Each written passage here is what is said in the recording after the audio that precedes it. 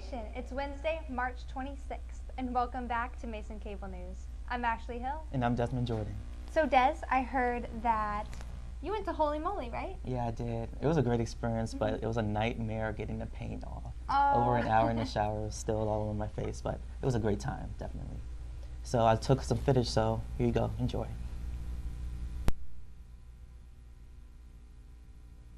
Holy Moly 2014 took place with much excitement and, of course, colors. Hosted by GMU ISA, RSA, OCC, and student government, the Holy Moly is a Hindu festival of colors. Hundreds of Mason students partook in this event, which exemplified multiculturalism.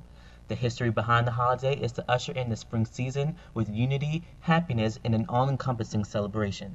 The event began at noon with free food, drinks, and novelty sunglasses. The countdown until 1:30 is where the real fun began.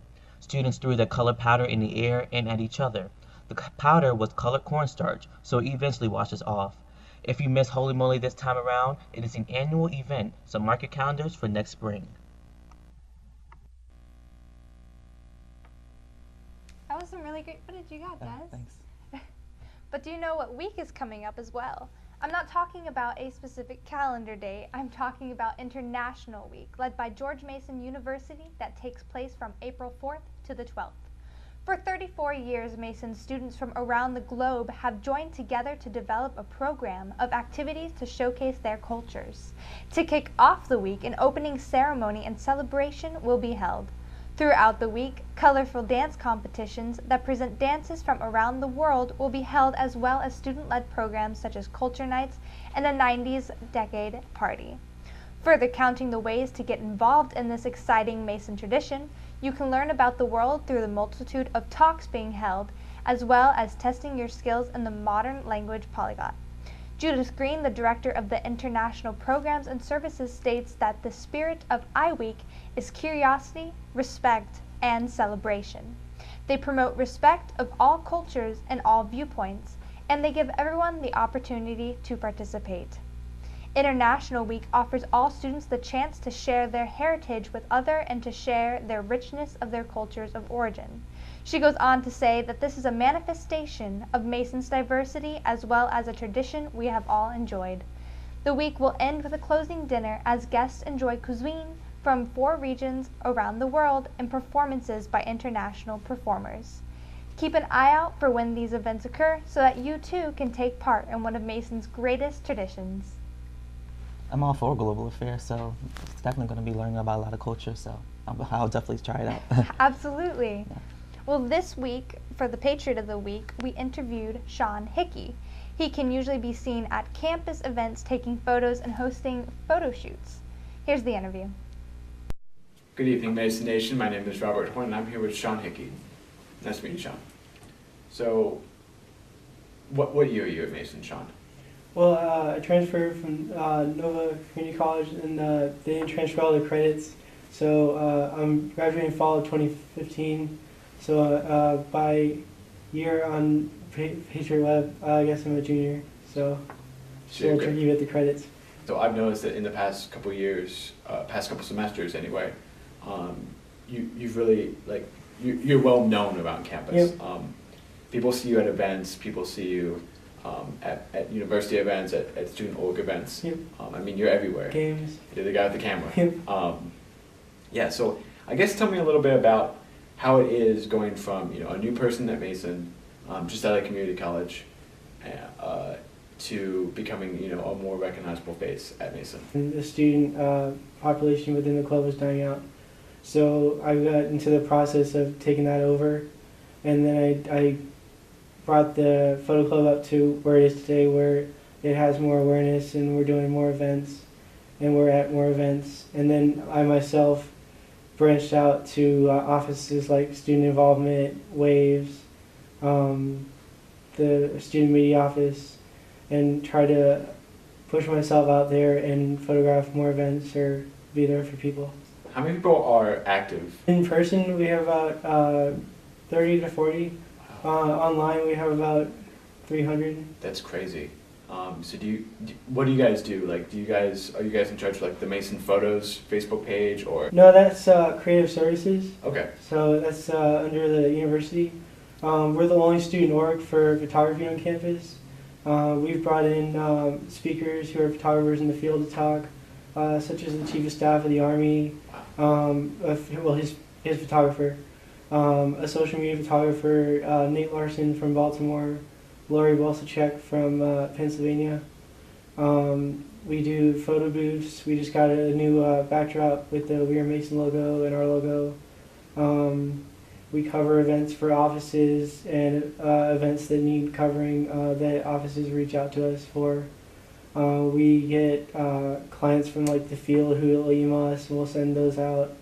We've done like trips and photo contests, and I'm just trying to bring more awareness to the club on campus too. Cool.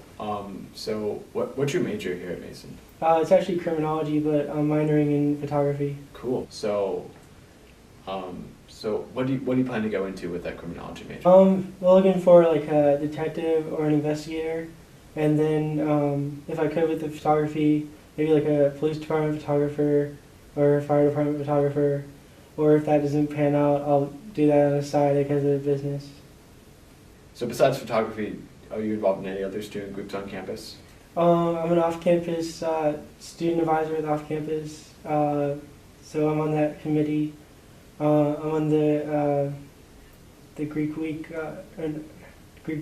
Geek Week committee, Relay for Life, and I help out Waves from time to time, which is the wellness and education violence office. Cool. Oh, what's your favorite thing that you've taken a picture of, or your favorite event that you've been at that you were able to take photography at? It doesn't actually have to be a Mason one. It could be like a concert that you went to, or what's your favorite event? Probably just some of the concerts on campus, or like Mason Day, or some of the welcome weeks, or that I've done. So I've photographed like a bunch of like DJs and bands or like groups at Mason who have come here. Also, like the U.S. Army Band concert we went to with off-campus, Mason off-campus. That was kind of fun. That was in D.C. I had to photograph that. So what advice would you give to incoming freshmen if they want to get into photography? If they're coming out of high school, maybe they were like photo editor for their newspaper, or maybe they just want to get involved with digital photography or film photography. What advice would you give them?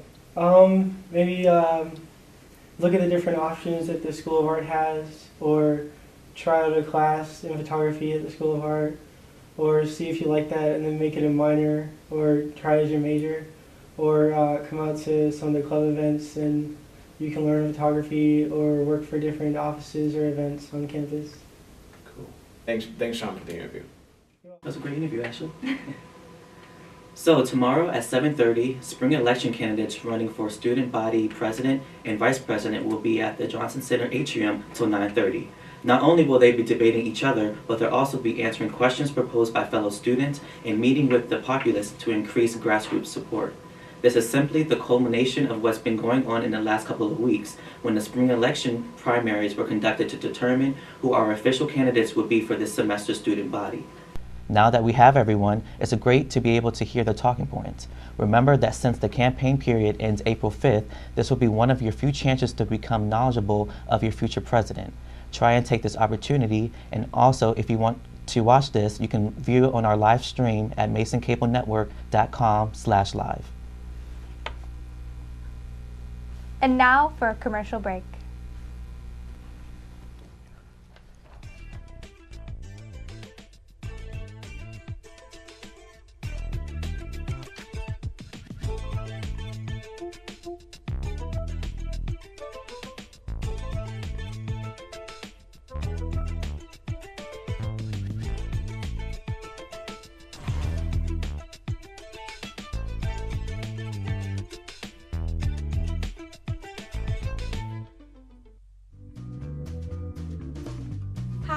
Gina. I'm the PR person for Freshman Focus. Hi, I'm Hannah, the photography editor for Freshman Focus. Hi, I'm Gina. I'm the lifestyle and arts editor here at Freshman Focus. Hi, I'm Hannah, the news editor here at Freshman Focus. Hi, I'm Roberto DeCecco. I'm a staff writer for Freshman Focus. Hi, I'm Sarah Manusco, and I'm a staff writer for Freshman Focus. One thing I love about Freshman Focus is that it's for freshmen, by freshmen, and about freshmen. Freshman Focus has really added a lot to my life as a student. Being part of Freshman Focus has been really fun. Thus far, it's been an incredible opportunity to get to know other like-minded freshmen on the staff and get to know other freshmen out in the Mason community. It's been great working here. I met a lot of awesome people. I got to write some great articles for the online magazine. I wanted to be a part of Freshman Focus so I could be more involved with the Office of Student Media here at Mason. Especially this first semester, really getting me out and involved in the Mason community and connecting with other freshmen who are interested in journalism and communication and just really wanting to get involved. On campus, I've been able to find a lot of opportunities and a lot of relationships with fellow coworkers because of Freshman Focus and OSM in general. It's an outlet for freshmen to express themselves and just get their voices out there and let their voices be heard. And I've had a lot of fun meeting people both on the staff and fellow freshmen in the Mason community. I can't wait to work next year. We're Freshman Focus! Keep it fresh! Woo! And now for your event rundown. From May 1st to May 3rd, the Mason Film Festival will occur in the JC Cinema. It will be from 7 p.m. to 9 p.m. and it will showcase short films made by Mason students. Anyone interested in the artistic community in Mason should come. Next week will be Pride Week. It will be hosted by the LGBTQ organization on campus. There will be events all week representing and increasing visibility on GMU's lesbian, gay, bisexual, and queer community. Anyone who is interested should come.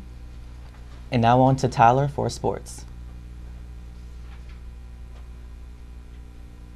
Hello Mason Nation and welcome to the Mason Cable Sports Report. I'm Tyler Byram. Starting off this weekend, the track and field team will travel to the Raleigh Relays on Friday behind Atlantic 10 Male Performer of the Week, Jason Wellington, who set an individual best of 51.1 meters in the hammer throw last week. And Atlantic 10 Rookie of the Week, Bernard Freeman, who at the VCU Invitational finished third in the 200 meter and helped Mason take first place in the 4x400 meter relay. The men's volleyball team will head on a 2-game road trip against EIVA rivals St. Francis on Friday and league-leading Penn State on Saturday. Currently, the team is 10-10 overall and 4-4 in the EIVA, which is good enough for 5th place in the conference, half a game behind St. Francis for a spot in the EIVA postseason tournament. In other news, the softball team will play in a doubleheader against St. Bonaventure at noon on Saturday, and the women's lacrosse team, currently riding a 6-game winning streak, has off this weekend as they prepare for the Atlantic 10 play next weekend. Finally, the Mason baseball team is currently 13-8, 2-1 in the Atlantic 10, and will host a 3-game series against VCU. The first game will be on Friday at 3 o'clock in the Mason Athletics Game of the Week, where all Mason students with a valid student ID will receive free Nationals tickets while supplies last. The second game will be on Saturday at 2, and the series finale will be on Sunday at 1. That game on Sunday will be broadcasted live on Mason Cable Network, Channel 231 on campus, and online on the Atlantic 10 Digital Network, so make sure to tune in. As many of you know, Tom O'Connor is officially retiring from his 20 years as athletic director here at Mason. Personally, I would like to thank Mr. O'Connor for his 2 decades of work here at George Mason University. Under his leadership, the men's indoor track and field team won the national championship in 1996, and the 2006 men's basketball team made their famous Final Four run. His lasting legacy here at Mason will be his announcement of the university joining the Atlantic 10 Conference after a long-lasting history with the CAA. Once again, and I speak for Mason Nation when I say this, thank you, Tom O'Connor, for everything you have done for the university. Your dedication, hard work, and commitment to excellence led you to become a Patriot legend and will surely be missed. Until next time, I'm Tyler Byram. See you next time, Mason. And now on for your tweets of the day. Let's see. We have new dining options will open in the fall at Mason. Hashtag Choose Mason by George Mason News. I wonder what those dining options could be. Well, we've got a sneak peek into a few of them. So. Definitely. And as you know, earlier this week there were shacks outside of the JC in the North Plaza area for Habitat for Humanity. One of those shacks would have been very handy with the snow, and this was by GMU Squirrels. Definitely. Fraternity sororities put a lot of work into those They shots. did. They look really good. Definitely. Yeah. Well, that does it for this Wednesday. Stay warm and wish for warm spring weather. I'm Ashley Hill. And I'm Desmond Jordan. Have a great night.